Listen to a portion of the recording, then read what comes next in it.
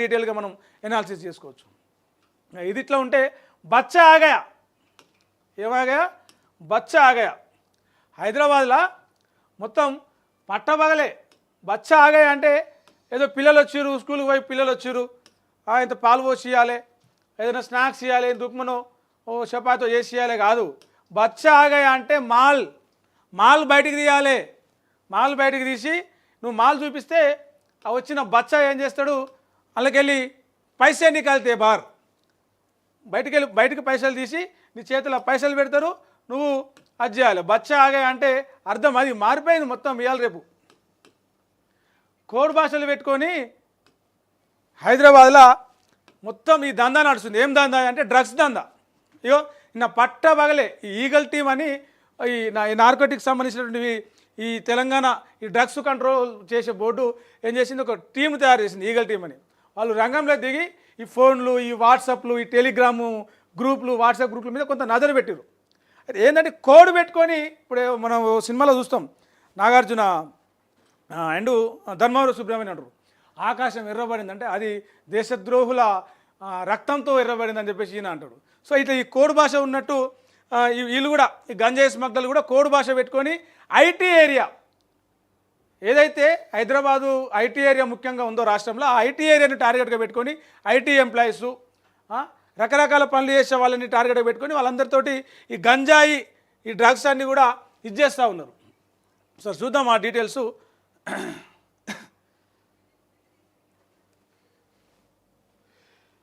భాయ్ బచ్చా ఆగయా అంటూ కోడ్ భాషలో గంజాయి విక్రయించే మహారాష్ట్ర వాసి సందీప్ మరో 14 మంది వినియోగదారుల ఆటను Telangana anti narcotics wing eagle ఆట కట్టించింది.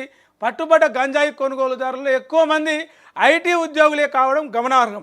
ఈగల్ డైరెక్టర్ సందీప్ షాండిల్యా కథనం ప్రకారం మహారాష్ట్రకు చెందిన సందీప్ ప్రతివారం హైదరాబాద్లోని గచ్చిబౌలికి గంజాయితో వస్తుంటాడు. తన వినియోగదారులకు భాయ్ బచ్చా ఆగయా అంటూ కోడ్ భాషలో సందేశాలు పంపిస్తాడు. అంటే గంజాయి వచ్చిందనే సమాచారం అన్నట్టు. వీళ్ళకి ఒక వాట్సాప్ గ్రూప్ ఉందట. ఆ వాట్సాప్ గ్రూప్లో 100 మంది ఉన్నారట. ఆ 100 మంది ఉన్నటువంటి ఆ వాట్సాప్ గ్రూప్లో ఆయన ఏం చేస్తాడు, ఆయన కస్టమర్లు వాళ్ళందరూ కూడా వస్తాడు, హైదరాబాద్కి వస్తాడు, మాల్ తీసుకొని వస్తాడు వారం. అంటే ఇప్పుడు ఐటీ ఎంప్లాయీస్కి ఏముంటుంది, వాళ్ళకు సోమవారంకి వెళ్ళి శుక్రవారం దాకా పనిచేస్తారు. సోమవారంకి వెళ్ళి శుక్రవారం దాకా పనిచేస్తారు.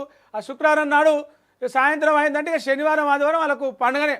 కొంతమంది ఔటింగ్ టూర్లకు పోతారు, కొంతమంది ట్రెక్కింగ్కి పోతారు, కొంతమంది బండ్లు వేసుకొని లాంగ్ డ్రైవ్కి పోతారు, కొంతమంది తలుపులు పెట్టుకొని ఇగో గీ పని చేస్తారు.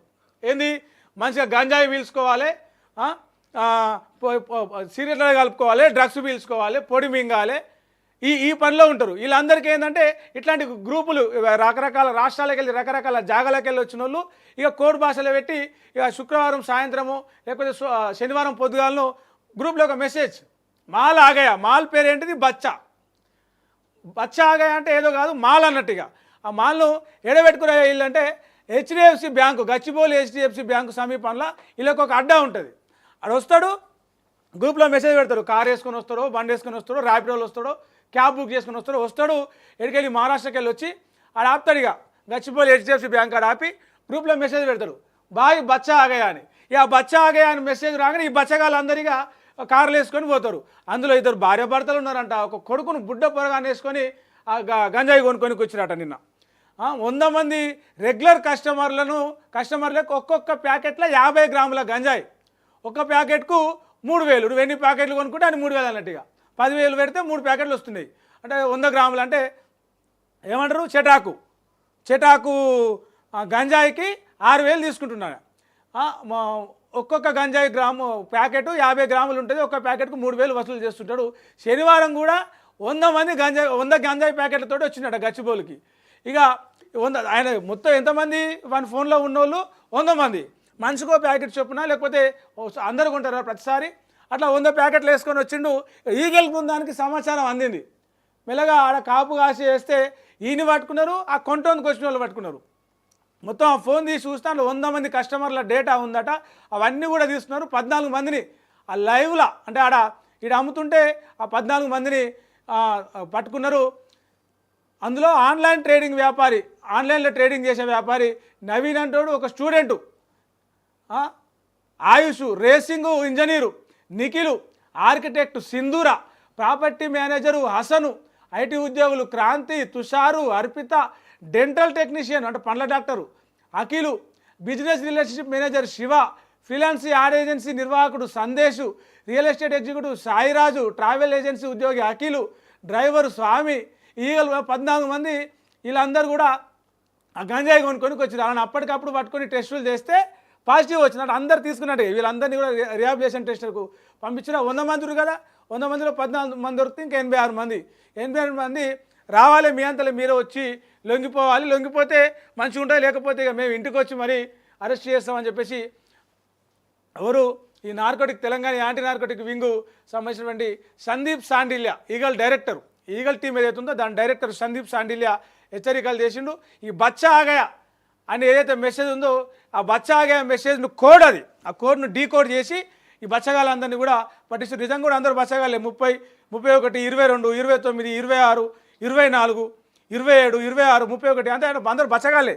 ఈ బచ్చగాళ్ళకు ఇంకో బచ్చగాడు, ఆ బచ్చగాని పేరు కూడా సందీపే.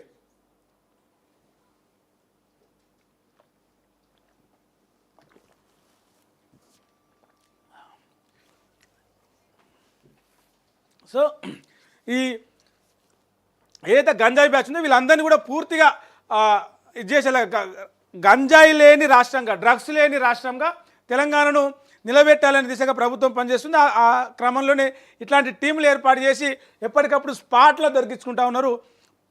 మొన్న రీసెంట్గా కూడా కొంతమంది సెలబ్రిటీలు ఇది చేసినారు, బర్త్డే పార్టీలు అని చెప్పేసి, ఈవెంట్లు అని చెప్పేసి కుటుంబ సభ్యులతో కలిసి చేసుకుంటున్న దావత్ల విదేశీ మద్యము, డ్రగ్స్, అందులో డ్రగ్స్ పాజిటివ్ వచ్చిన వాళ్ళు కూడా ఉన్నారు. అంటే ఏం లేకపోతే డ్రగ్స్ ఎట్లా పాజిటివ్ వస్తుంది టెస్టులలో, అట్లా అది జరిగింది. దీంతో పాటే ఎక్సైజ్ కల్తీ మీద కూడా ఎక్సైజ్ అధికారులు